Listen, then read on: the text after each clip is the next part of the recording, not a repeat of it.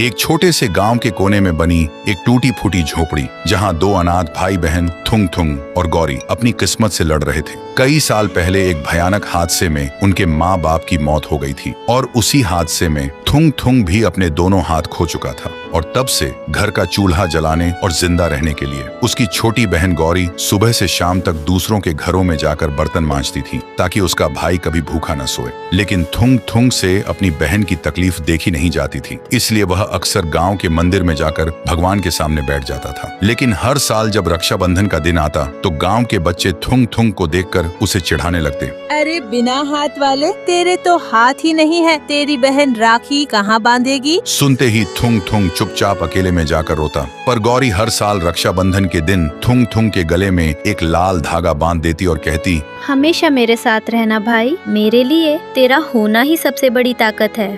लेकिन एक साल रक्षाबंधन से एक रात पहले किस्मत ने ऐसी करवट ली कि सब बिखर गया। गौरी को तेज बुखार ने घेर लिया। वह बिस्तर पर बेहोश पड़ी थी और उसकी सांसें धीमी पड़ती जा रही थी। थुंग थुंग मदद के लिए चीख चीख कर गांव वालों के दरवाजे खटखटाने लगा, लेकिन किसी ने दरवाजा नहीं खोला और हार कर वह अपनी बहन के पास लौट आया। अपनी बहन को इस हालत में देखकर पहली बार उसे अपनी लाचारी पर इतना गुस्सा और दुख हुआ कि वह टूट गया। वह न तो अपनी बहन को गोद में उठा सकता था, न उसके माथे पर ठंडी पट्टी रख सकता था और न ही दवा लाने के लिए कुछ कर सकता था। अपनी लाचारी से टूटकर थुंग थुंग दौड़ता हुआ गांव के मंदिर में पहुंचा और घुटनों के बल बैठकर रोते हुए चीख कर बोला, मैंने आज तक तुझसे कुछ नहीं मांगा माँ, लेकिन आज पहली बार कुछ मांग रहा हूँ। मेरी मासूम बहन को बचा ले माँ, बदले में मेरी दोनों आंखें ले ले, मेरी जान ले ले, लेकिन मेरी बहन को कुछ मत होने देना माँ। तभी हवा तेज होने लगी, आसमान में बिजली कड़कने लगी और मंदिर की घंटी अपने आप बजने लगी। फिर सुबह